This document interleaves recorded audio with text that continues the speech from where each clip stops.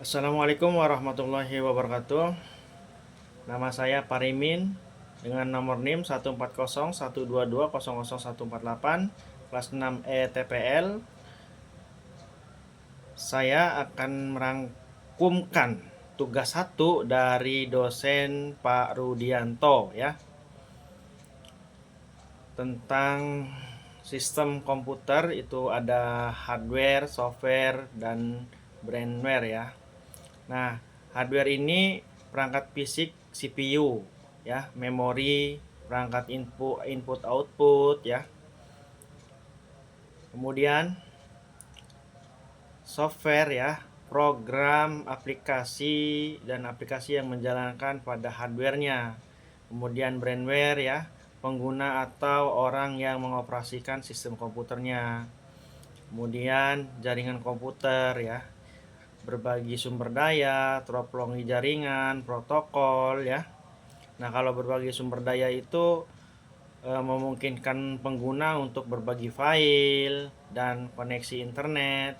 Kalau topologi jaringan itu menentukan bagaimana perangkat terhubung seperti bus, star, atau ring ya. Nah, kemudian protokol. Nah, di sini protokol ini ada aturan yang mengatur komunikasi antar perangkat seperti TCR atau IP gitu.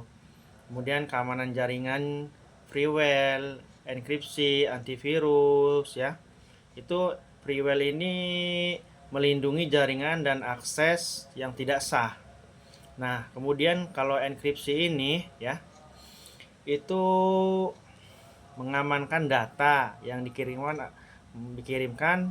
melalui jaringan.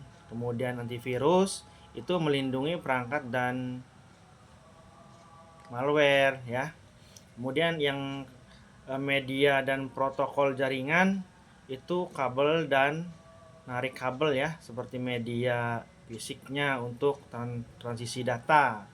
Nah, kemudian protokol lapisan itu mode OSI yang mengatur bagaimana tentang transmisi dan fisik hingga dinamis gitu. Nah, kemudian jaringan transdistribusi ini ada P2P ya, itu pertover namanya. Itu memungkinkan berbagi file yang langsung antar perangkat tanpa server pusat. Nah, kemudian protokol lapisan ini mode OSI yang mengatur bagaimana data transmisikan dari fisik hingga aplikasinya ya. Jaringan transdistribusi ini ya, seperti itu. Nah, manajemen jaringan gitu, monitoring, konfigurasi, pemeliharaan gitu kan. Nah, monitoring ini memantau kinerja yang keamanan jaringannya gitu. Kalau konfigurasi ini ya mengatur parameter jaringan untuk optimalisasi lah, seperti itu. Nah, kalau pemeliharaan ya, memastikan jaringan terfungsi dengan baik.